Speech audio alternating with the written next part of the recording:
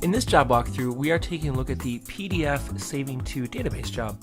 So the idea here is we want to create a dynamic PDF, and by dynamic we mean we're going to be taking a value from a form field and plugging that into the PDF.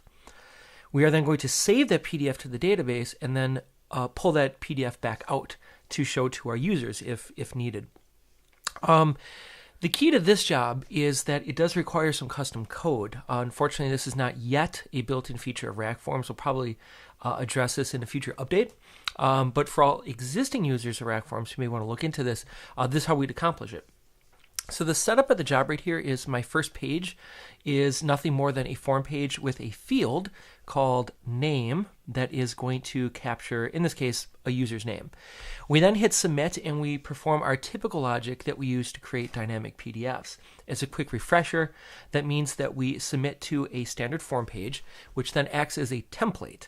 The template then simply uses this token, in this case fname, to, as we can see here then, under its PDF options, we enable PDF output, and then we set PDF output mode to save for email output. As the note right here says then, when we do this, as the user of this form, we don't actually see this page. Again, this acts as a template, so that when I submit this page, we go to this page, RACforms creates a PDF from this page right here. And as we can then see right here, the next page that we go to is this page's onSuccess attribute.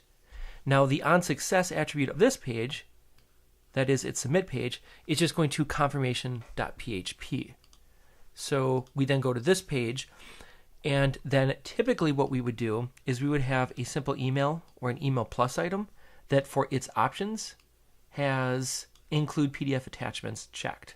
Right? So as we can see from the tooltip right here, it says if this item is checked, any pages where enable PDF output is set to yes. Again, that's this guy right here. And in addition to that, where the page also has save for email output set, that page will be saved as an attachment, a PDF attachment to this email. Right? So that would be the typical workflow. Create a form page, have a template page, which for its PDF options says yes to enable PDF output and then save for email output. The page that we go to directly after is again set by our onSuccess attribute. In this case, it's confirmation.php. We could see that right here. And then when we go to our confirmation page, so long as one of our email items has this include PDF attachments box checked, we would go to the process where we upload that PDF. Now in this case, that's not actually what we want to do. We actually want to save that PDF to the database. So the way we do that is with our SQL Plus item. And the SQL Plus item, in this case, is going to insert into FP demo the name value. And we're just doing that for fun, just to capture this guy. And then we're going to save the image value with our PDF item right here. Now we've got to break this down a little bit. First is image. We're saving a PDF. Why are we calling image? Well, in this case, FE demo as a database table has a couple different fields. And this image column right here, if I look at the structure of this database table, is actually what's called a long blob.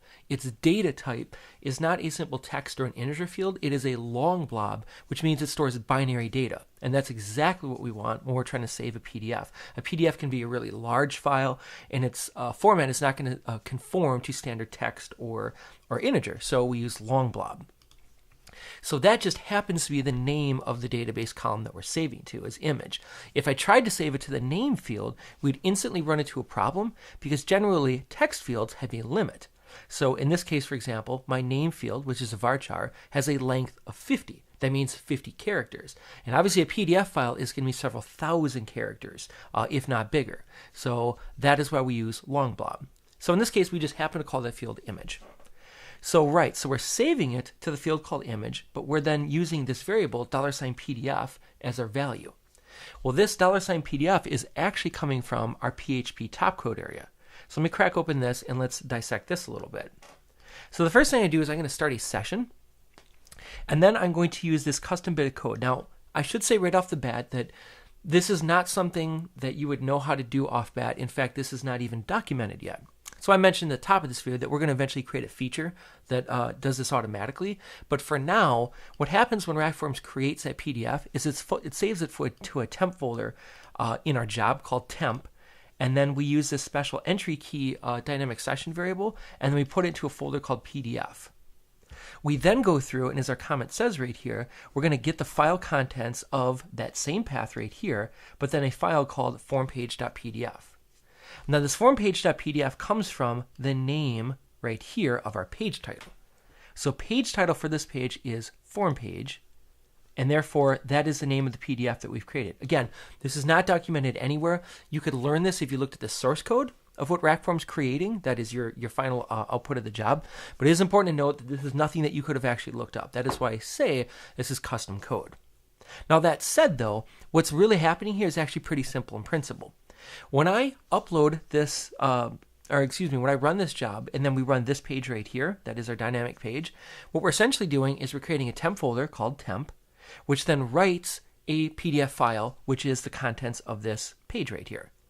That PDF file is what we're after, so in order to grab that value, we're going to use file get contents on that path and that file name. The output of file get contents, which is essentially the raw data of that PDF file, is then saved to a PHP variable called PDF.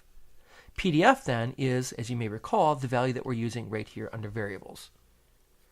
So if you're trying to recreate this job and you're not very comfortable with PHP, the key to this is when you modify this job to match yours, you want to click into, in this example job right here, the PHP SP top code, and you're going to want to keep this part the same right here, but you are going to want to change this value right here. You don't need to change anything else, just this value right here to match what your page title is. So you may not have this form page, you could change to something else. Now, I should mention that if you let RackForms create this page by default and then not change the page title, then you don't need to do anything, because by default, the title of your pages in RackForms is form page. So if you don't change this value right here, you can leave this the same. However, the problem with that is the PDF that we create then, its title will be called formpage.pdf. And usually we don't want that to happen. Usually we want a PDF to be called something unique, which is why we'd probably end up doing something a little bit smarter, like going in, changing this to like, survey results, something like that. And if we do, then we just want to make sure that this reflects that name. We don't need to change anything else then. We just need to make sure then that we use that $PDF token when we upload our PDF. To close out the job then, I wanted to make sure that you could actually see this PDF in the browser too, just to kind of let you see that's how you'd pull this out. So we're using one other feature right here of the SQL Plus module, which is this set last insert ID equals retval. And this is actually a fairly new feature.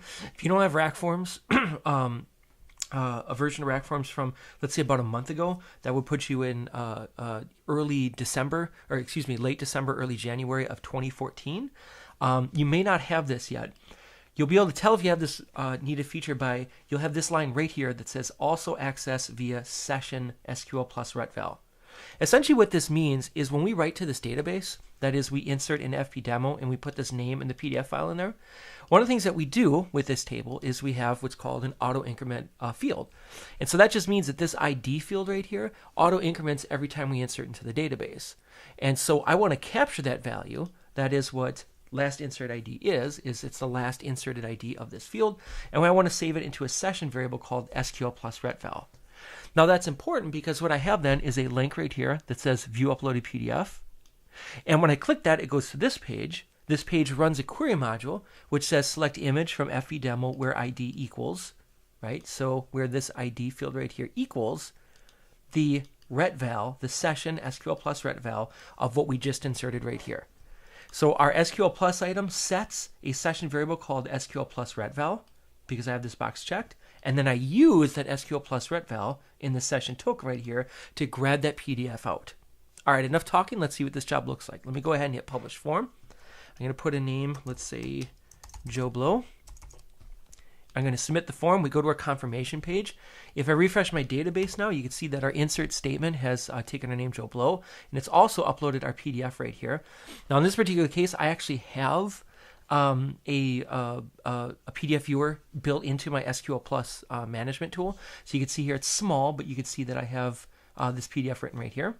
And in fact, now if I go to my view uploaded PDF, I'm going to display that PDF to my users right here. So here's our dynamic name. I should really quickly mention the logic behind that is under the query module. I just do my select statement right here and grabbing that value out, but in my code to run after query, I have a little block of code right here that essentially says issue a header that we're going to output PDF content. I'm going to set its content transfer coding to binary, and then I'm going to echo out the value of this query right here, which in this case again is the image field. And then we exit, and because we exit, we simply publish a PDF to our browser. So again, this is definitely an advanced job in terms of creating it from scratch. Though if you're building this yourself for the very first time, really the only important thing to remember is to take a look at this job and remember that in my confirmation page, we grab our PDF file using this file get contents. We want to pay attention to this name right here. Again, if we don't change the page name, this will be the same, but usually you should. As long as you do that, all you need to do then is just say $PDF right here is going to be the value of the PDF file. And then if I want to, I can grab that PDF file out using a query, using the last insert ID right here. And then to actually show the PDF, I use this block of code right here to essentially issue headers to basically say, hey, web browser, you're going to get some PDF content. And then I spit out the PDF content right here. And indeed, that's what we get.